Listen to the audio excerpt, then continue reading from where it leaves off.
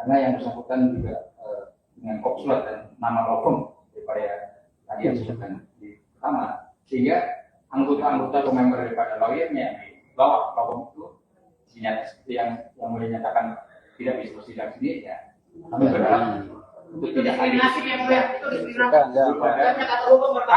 Kalau tidak bisa. Apa Firdaus nggak ada hak kamu bukan lawyer. Bukan lawyer, jangan dong. Anda sudah bukan lawyer lagi. Sudah dibutuhkan.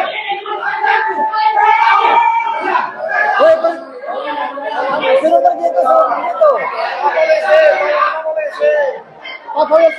polisi jangan jauh itu, mengganggu ketertiban. Enggak, ini kan membuat gaduh.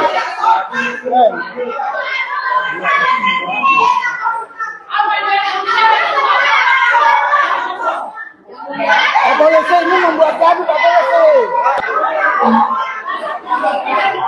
Jangan Pak polisi. Anda biarkan ini jalan konsentrasi ya. Minggu depan hari Senin tanggal 17. Gitu ya?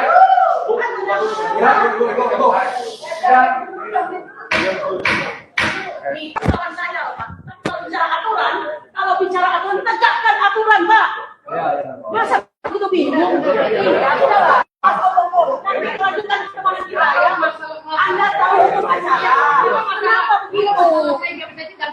Iya, saya paham lah. Iya, tapi Anda jangan begitu. Anda tidak di ruang sidang, nggak boleh kayak begitu. Polisi juga kok kayak gitu.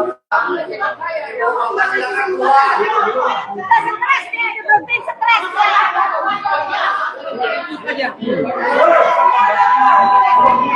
Jangan kayak begitu, Pak.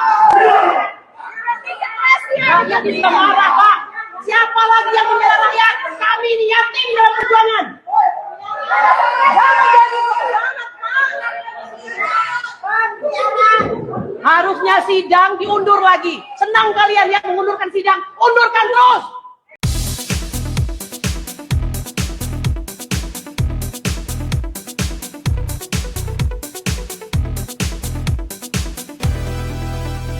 Gugatan terhadap Joko Widodo, terhadap Aguan, ya, terhadap Antoni Salim, terhadap Airlangga, terhadap Abdesi dan beberapa PT di dalamnya.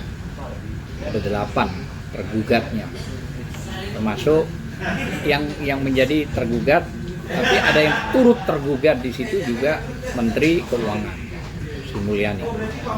Jadi poinnya itu sudah mulai dari November sampai sekarang 4 bulan berjalan perkara itu. 3 kali mediasi kami meminta untuk menghadirkan prinsipal dari tergugat.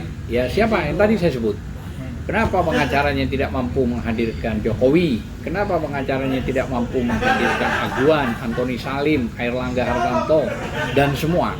Tidak bisa. Karena 3 kali itu sudah terjadi keributan sebenarnya, gitu loh ya. Kalau dari kami prinsipalnya semua hadir, lengkap, gitu loh ya. Ya, jadi masuklah ke materi administrasi. Sidang pertama dibuka tadi tanggal 10 itu, yang sebenarnya tujuannya itu kalau sudah dianggap lengkap oleh majelis hakim, tinggal menjawab gugatan kita, kan begitu. Atau setidak-tidaknya kita membacakan isi gugatan tersebut, ya, baru dijawab. Nah, sistem dijawabnya itu sekarang kan pakai iCode, internet ya, iCode gitu ya, hampir seluruh Indonesia lah ya. Sebenarnya lebih bagus memang harus ketemu face to face, itu lebih bagus sebenarnya daripada iCode. Nah, muncullah di gugatan tergugat 7 dan 8 itu ada salah satu orang yang mengajukan kuasa, bahwa dia mendapat kuasa dari Abdesi dan siapa saya nggak tahu. Ternyata salah satu orang itu yang namanya Firdaus itu. Nah, saya sudah bilang ke majelis hakim bahwa dicek kalau salah satu pengacara tersebut itu basnya sudah dibekukan. Apa bas itu? Berita acara berita acara sumpah. Bas itu. Dari mana itu? Dari pengadilan tinggi. Nah, kebetulan dia karena dari Banten, maka dikeluarkan dari Banten, sudah dibekukan atas apa yang terjadi perbuatannya, gitu ya. Atas terjadi perbuatan. Di mana? Di Pengadilan Negeri Jakarta Utara yang waktu itu ribut, ada Rasman sama ada Hotman Paris, kayak gitu. Kita nggak masuk di situ lah ya. Kita hanya prosedur saja. Karena saya bilang kalau itu dipakai kan sudah dibekukan. Kalau udah dibekukan kan dianggap dicabut, nggak boleh beracara. Nah itu tidak mau dia, merasa loh itu kan law firm saya. Law firm itu kan berasal dari person, seseorang yang mengajukan. Nah seseorangnya ini sudah dibekukan, maka law firmnya buat apa digunakan? Kan begitu. Nah saya kira itu yang penting dulu untuk saya sampaikan. Sehingga hakim, majelis pada saat itu responnya cukup bagus, cukup baik gitu loh ya. Bahwa ini harus dirubah, ini harus diganti. Kalau memang ini buat surat kuasa, siapa yang mengkuasakan kepada Anda, ya kan? Dan bukan lagi pakai kop ini, istilahnya begitulah kira-kira ya, kurang lebihnya ya. Karena sudah dibekukan kan basnya. Sehingga apa yang terjadi? Yang terjadi ya si siapa itu namanya Firdaus tuh melawan. Ya melawan tuh merasa dia disudutkan dengan begitu. Nah, ributlah, gaduhlah di dalam sidang. Walaupun dia tidak masuk di dalam sidang, dia pengunjung. Ya. Nah, seharusnya kalau menurut saya hakim berlaku tegas dan sigap harusnya bahwa kegaduhan ini sudah pernah terjadi di utara. Kenapa dengan adanya ini terus di pusat mau dibuat gaduh juga? Harusnya tegas. Ya, ada permanya, peraturan Mahkamah Agung, ada pasalnya juga, hakim bisa mengeluarkan bisa, kamu keluar, kamu bikin gaduh, perintahkan polisi, perintahkan satpam, perintahkan keamanan, bisa. Bahkan bukan cuma itu, kalau dia melawan bisa dipidana, yang pernah terjadi di PN Utara yang dilaporkan ke Mabes. Dan menurut saya kejadian tadi itu menjadi pertimbangan juga seandainya ada penyidik dari Mabes atau melalui video bahwa orang ini nggak kapok-kapok. Kalau dalam Islam itu ya menyangkut akhlak lah.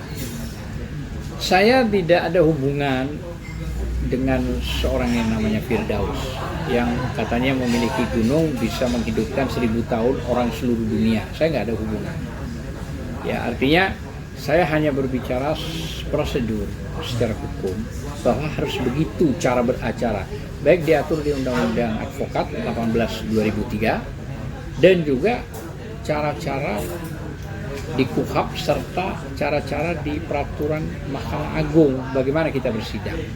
Nah itu dulu yang bisa saya jelaskan.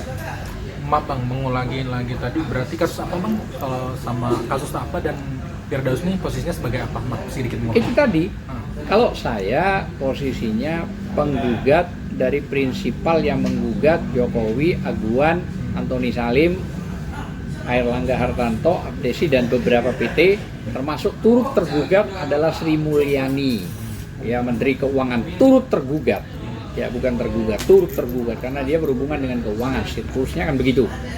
Nah kalau yang si tadi yang Anda sebut, ya Firdaus itu menjadi pengacara kalau enggak yang tergugat 8 apa 7, kira-kira itu atau kedua-duanya. Nah itu yang menurut kami sanksi. Kenapa saya katakan sanksi? Saya menyampaikan kepada majelis hakim bahwa jika ini yang dipakai, dia kan sudah dicabut basnya, dibekukan.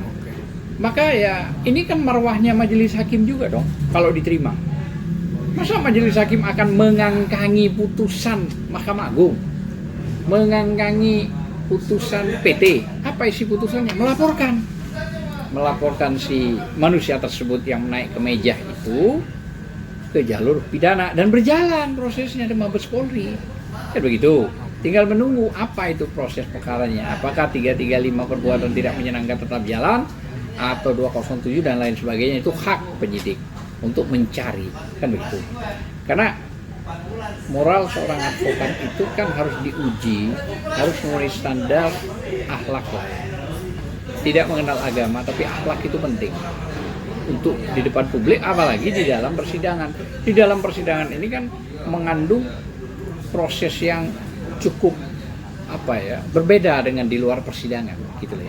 Harus menjaga marwah, saling menjaga marwah itu. Saya kira itu aja. Berarti protes abang diterima ya tadi Iya. Bang, ya. Terus gimana sih bang pertama kali respon dari majelis hakim ketika proses abang dan Enggak, majelis hakim kan ini mana tergugat 78 kan begitu.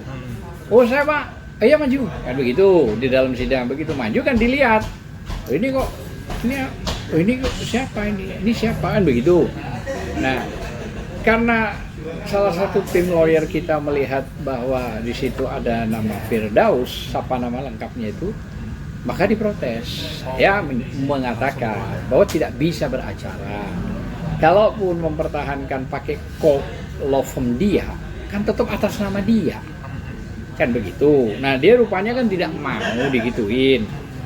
Artinya merasa terserang. Karena terserang dia akhirnya kan biasalah model ya begitu kayak jagoan gitu kan. Wah itu nggak bener. Wah akhirnya ditampalin juga sama rekan-rekan advokat kita. Ada Mbak Kurnia, ada Mas Juju ya, ada Mas Sugeng, Mbak Susi. Artinya saling ini ditambah lagi pengunjung mak-mak yang ngamuk kepada dia. mama ini siapa bang? Banyak, ada menu. Pendukungnya Firdaus. Udah pendukung dari rakyat. Iya, prinsipal. Iya, ngamuk ya mengata-ngatain. Artinya ya macam-macam lah yang dikatain. Jadi saya sempat mencoba melerai dengan bahasa udah. Sekarang ini Ramadan, sudah relax santai. Tapi kan mereka nggak mau gitu loh. Gitu. Tapi bang, bukannya bisa ya bang, ini pertanyaannya bang, apakah bisa gitu orang biasa gitu memiliki law firm bang, yang bahkan di luar mahasiswa lulusan di luar hukum gitu, apakah bisa bang? Kita harus ngerti dulu law firm itu apa. Law firm itu kan kantor hukum. Pertanyaannya, orang biasa memiliki kantor hukum, boleh tidak? Boleh sih boleh ya, tapi urgensinya itu yang paling penting, gitu. Apakah salah bang? Restoran tapi buka tukang las, ya nggak salah sih. Tapi urgensinya kalau itu restoran kok tukang las di dalam, kan nggak matching, gitu ya, nggak matching.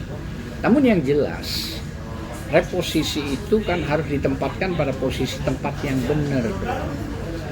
Kalau Anda mengaku diri Anda jurnalis, Anda harus bisa memancing, menanyakan balance sesuai Undang-Undang Pers 99 itu. Kan begitu. Tak mungkin dong Anda melenceng dari itu. Jadi kalau pertanyaannya orang biasa, kepentingannya apa?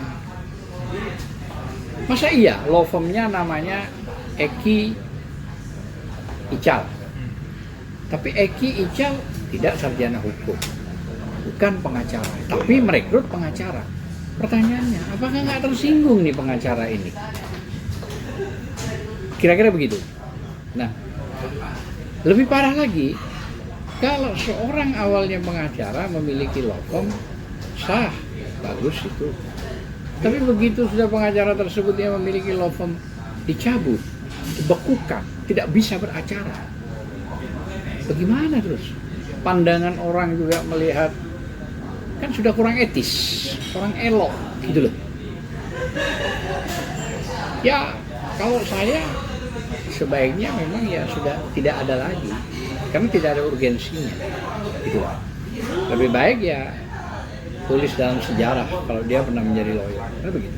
Bang, balik lagi ke persidangan tadi ya mungkin. Ya. Pertama kali lihat dia diprotes itu gimana sih bang? Pertama kali apa yang dia dilakukan Firdaus yang sebelum yang tadi abang ceritakan mungkin? Saya begitu masuk, dia di luar selamat sama saya. Bang, siap bang? Selamat. Ya, siap.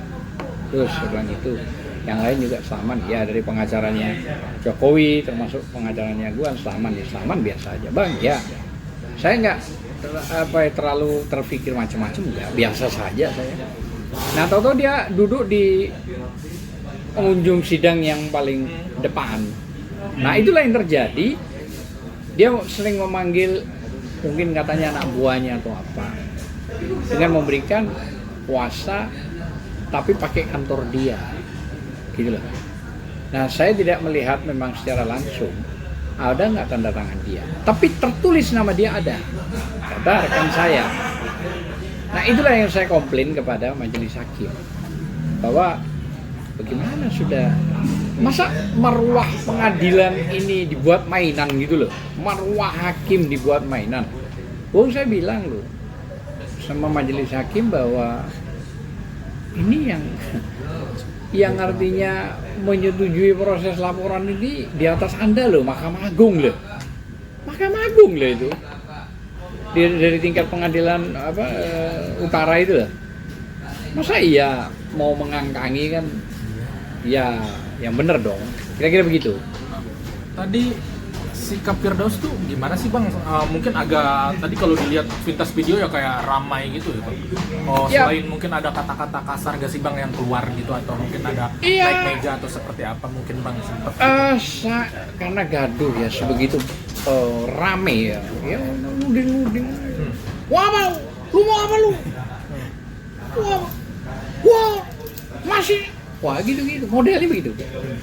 Saya tidak terlalu menanggapi soal itu karena saya tidak mau terpancing dengan person seseorang. Tapi saya melihat seorang bisa tampil itu berdasarkan legalitas.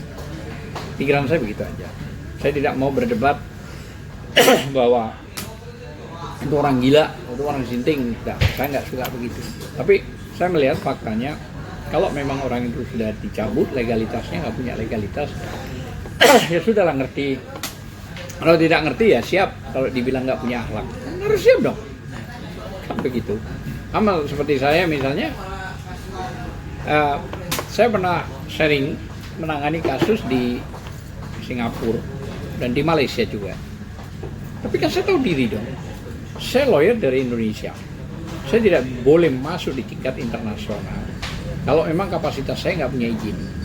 Saya koordinasi, ya kan, sama beberapa rekan lawyer di sana. Tolong nih ada case begini, you pegang. Ceritanya gimana Bang? Saya ceritain. Kan campur, ada bahasa Inggris, ada bahasa Indonesia. Saya ceritain. You pegang. Nah, itu maksud saya tahu diri. Artinya saya tidak punya legalitas di luar Indonesia. Saya tahu diri. Nggak bisa saya membangga-banggakan diri. Saya pernah menangani kasus, emang benar pernah menangani, tapi kan bukan menangani secara yuridis, tapi koordinasi. Nah, itulah yang disebut tahu diri, karena orang ini begini, kalau sudah menyangkut akhlak ini kadang-kadang walaupun salah merasa dirinya benar. Kalau dia itu nggak benar, dia merasa paling benar. Kadang-kadang begitu, itu yang saya menghindari. Saya tidak mau berdebat soal begitu, tapi biarlah publik menilai yang berintelektual, jurnalis menilai yang berintelektual, bahwa kalau seseorang sudah tidak memiliki izin, tidak memiliki bas berita acara sumpah, apalagi organisasi advokatnya sudah tidak jelas, ya saya kira tahu diri aja lah.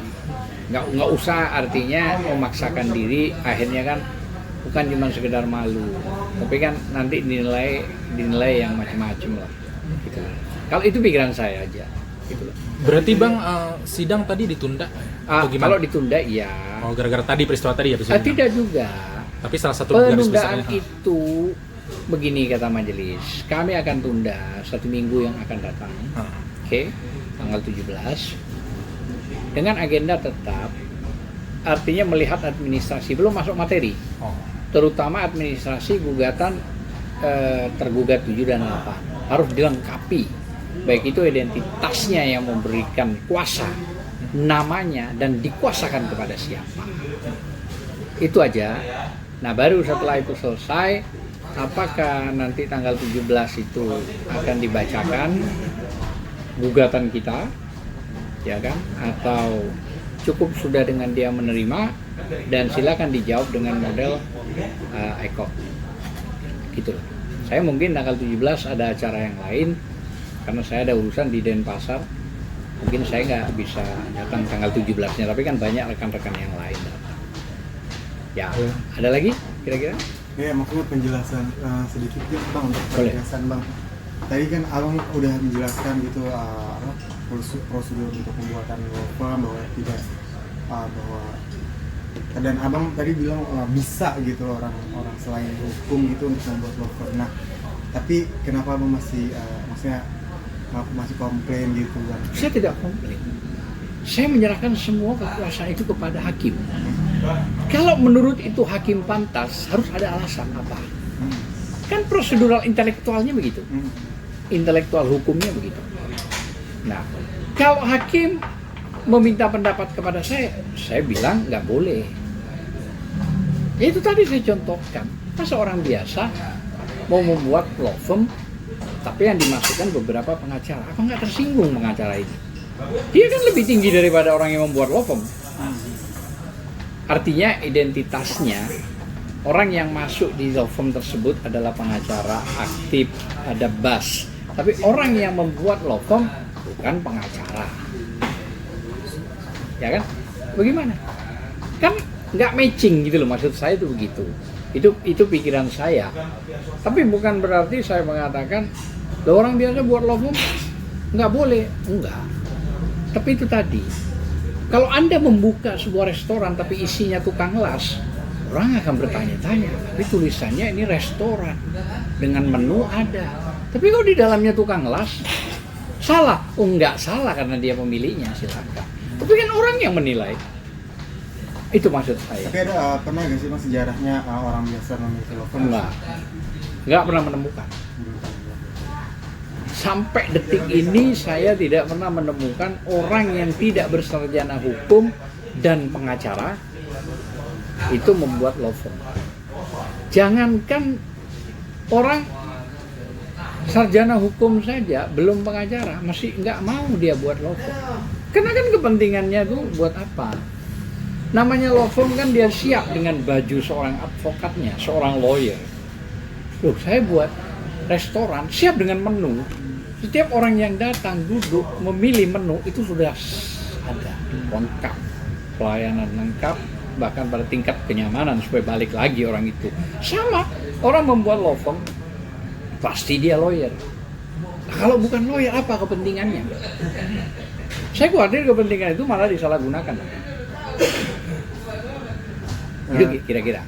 Untuk pembuatan law firm itu masuk ke undang-undang kefirmaan atau undang-undang advokasi? Firma, jadi gini, harus melalui notaris. Oke. Dari notaris diajukan ke AHU, Departemen Hukum dan HAM. Apakah sudah didaftar? Kalau dulu pengadilan negeri, tapi kan sekarang langsung notaris ke situ, ke AHU. Nah kalau sudah selesai itu, ya sudah tinggal administrasinya berapa, identitasnya berapa, ada NPWP-nya, kan begitu. Kan setiap orang yang mau membuat law firm itu harus punya NPWP pribadi. Baru setelah itu dibuatlah NPWP law firm. Itu kan dua kan. Nah, apakah memenuhi syarat untuk bayar pajak atau nihil? Banyak yang nihil karena memang pendapatannya tidak memenuhi syarat. Artinya setahun tidak mencapai 500 juta. Nah, berarti kan belum kena pajak dong. Nihil namanya. Nah, itu banyak sekali gitu lah ya. Tapi apakah seorang advokat itu tanpa law firm itu bisa? Bisa. Law firm itu bukan mutlak. Law firm itu prestis. Orang kalau sudah punya kantor, ada law firm, wah, berarti ada pajak, ada bagus. Artinya law firm itu bukan dilindungi sama undang-undang advokat sih. Undang-undang advokat 18 2003 tersendiri. Khusus mengurusi seorang person advokat. Dengan cara apa? Ya ujian. Kan begitu. Setelah ujian semua berhasil, sarjana hukum minimal baru dia disumpah di daerahnya. Jawa Timur, Pengadilan Tinggi Jawa Timur. Jawa Tengah, Jawa Barat, seterusnya. Jadi kalau law firm itu dilindungi undang-undang kefirmaan. Ya firman. Tentu kan melalui notaris. Harus melalui notaris, ada NPWP, setelah itu membuat NPWP law firm. Harus itu wajib. Karena bagi mereka kalau tidak ada law firm itu tidak punya NPWP law firm, mesti ada. Kira-kira begitu, gitu loh ya. Jadi itu dari sisi itu dulu. Tapi kalau dari sisi perorangannya tanpa punya law firm, ya identitas di rumahnya membuat nggak apa-apa. Tidak artinya tidak ada larangan. Jangan deh rumah kamu nih jangan dijadikan kantor. Enggak, tuh boleh aja. Gitu. Cuman identiknya kalau law firm itu harus di luar rumah. Tersendiri lah. Kalaupun ada rumah misalnya punya tingkat rumah di atasnya dibuat law firm silahkan. Artinya tersendiri. Tidak kumpul satu rumah gitu ya. Karena apa itu dilarang? Enggak juga ya. Cuma kan menyangkut prestisius, menyangkut orang yang melihat gitu ya. Yang saya tadi katakanlah, atau setidak-tidaknya kalau ada restoran yang mewah tapi menunya kok cuman Indomie sih, kan nggak matching gitu loh. Apa dia cuman Indomie, es cendol, misalnya teh panas, es teh, kopi, kan misal restoran kayak gini lah besar, masa menunya cuman begitu, kan nggak matching juga gitu loh. Jadi harus semua itu disesuaikan dengan keadaan dan keberadaan. Paling tinggi di antara semua itu adalah akhlak. Kalau Anda memiliki akhlak, kalau menurut Islam, Allah pun tersenyum, pahalanya pun ngalir. Tapi gitu, kalau memiliki akhlak. Tapi kalau sudah Anda tidak berakhlak, berarti kesombongan itu sudah muncul. Bahkan ada, kan begitu. Dan sombong itu adalah musuh Allah. Kenapa? Dia digambarkan zaman setan, iblis, orang pertama, makhluk pertama yang dibuat ya setara dengan para malaikat yang lain sebelum Nabi Adam. Tapi disuruh menyembah atas perintah Allah, tidak mau. Karena merasa dia terbuat dari api, Adam dari tanah. Sehingga dikeluarkan sama Allah. Nah, makanya sifat sombong itu bisa menjatuhkan dirinya dalam banyak hal. Dan memang merasa tidak terasa dia melakukan kesombongan, tambah menjadi-jadi kadang-kadang begitu. Nah itu yang berbahaya, sifat-sifat begitu. Kalau saya, gimana? Kalau saya tidak mau berdebat soal orang punya gunung, orang punya laut, orang punya langit, saya nggak mau berdebat. Silakan yang lain. Berarti abang dari awal maaf, apakah kesimpulannya bahwa abang tuh fokusnya ke etika dari Bang Firdaus ini ya, terlepas dari dia punya law firm atau enggak, sebenarnya sah-sah aja Bang? Iya boleh aja, tapi kan orang menilai itu bukan karena ilmu, bukan karena kaya, bukan karena make mobil emas semua, tapi kan akhlak, etika. Ya, sehebat apapun manusia itu, kalau sudah etikanya tidak baik, akhlaknya sudah buruk, sekaya apapun orang akan mencibir, akan membicarakan sampai kapanpun. Sebaliknya, orang ini sederhana tapi akhlaknya baik, orang akan juga membicarakan bahwa orang ini baik. Makanya saya tidak mau berdebat dengan pribadi seseorang, biarlah mereka happy dengan begitu. Tapi saya hanya membatasi pada acaranya. Jadi orang beracara di dalam sidang begini loh, aturannya memang ada, baik di undang-undang advokat maupun di perma, peraturan Mahkamah Agung, kan begitu. Bahwa begini aturannya. Ya itu aja, yang lain tidak ada. Termasuk bagaimana orang diangkat, disumpah melalui BAS tadi, berita acara sumpah di pengadilan tinggi. Kalau dulu bisa advokat masih di bawah tahun 2000 sebelum ada undang-undang advokat 2003 itu, kalau sudah orang menjadi advokat itu bisa diangkat oleh Menteri Kehakiman. Gitu. Kalau sekarang kan PT, pengadilan tinggi semua. Dan dulu ada perbedaan di bawah tahun 2000 itu, masih tahun 2000 saya, pengacara dengan advokat itu berbeda. Kalau pengacara lokal, tapi advokat seluruh Indonesia. Tapi yang angkat adalah Menteri Kehakiman. Kalau dulu, sekarang dengan munculnya undang-undang advokat 2003-18, maka orang muda jadi pengacara itu sama dengan advokat bisa beracara di seluruh Indonesia. Itu hebatnya. Nah, maksud saya dengan begitu kenapa tidak dijaga? Kan, maaf ya, itu kan bagian dari ruhnya kalian dalam bekerja. Dan kalau ruhnya kalian diacak-acak oleh perbuatan kalian sendiri, ya bagaimana gitu? Kan gitu lah. Nah itulah makanya integritas, kemampuan, ahli konseptor, pintar bicara, semua kalah dengan akhlak. Akhlak adalah tertinggi. Saya kira itu aja. Bang, terakhir mungkin dari abang ada pesan gak sih terkait kasus tadi kepada Firdaus, mungkin jika nantinya dia tetap memaksakan di persidangan pengen tetap masuk. Kalau saya bukan cuma kepada Firdaus, kepada siapapun lah ya. Kalau memang tidak memiliki izin beracara atau tidak memiliki berita acara sumpah dan organisasi advokat, ya sebaiknya jangan memaksakan diri masuk kepada siapapun ya. Tidak hanya kepada Firdaus, siapapun. Jadi tahu diri, kan begitu, bahwa memang tidak memiliki bas atau basnya sudah dicabut, jangan ngotot, karena semakin Anda ngotot, semakin Anda memberitahukan ketelanjangan dirinya Anda kepada publik, gitu, kejatuhannya Anda kepada publik. Bukannya publik malah senang, nah, ya, publik malah ya dianggap nyinyir nanti beritanya, kan begitu, kira-kira begitu. Kalau saya ya, pendapat saya begitu, tapi kan silakan pendapat orang kayak apa. Dan saya pun tidak mau menilai Firdaus begini, ya itu silakan hak Firdaus begitu. Karena mungkin dia lebih enjoy untuk demikian, ya itu haknya Firdaus. Cuman saya mengingatkan pada diri saya tidak akan pernah terjadi model seperti Firdaus atau siapapun. Karena saya menjaga akhlak, saya menjaga etika. Ya terlepas ada kode etik di advokat, tapi saya menjaga itu. Sebelum ada kode etik, saya harus bisa menjaga diri saya.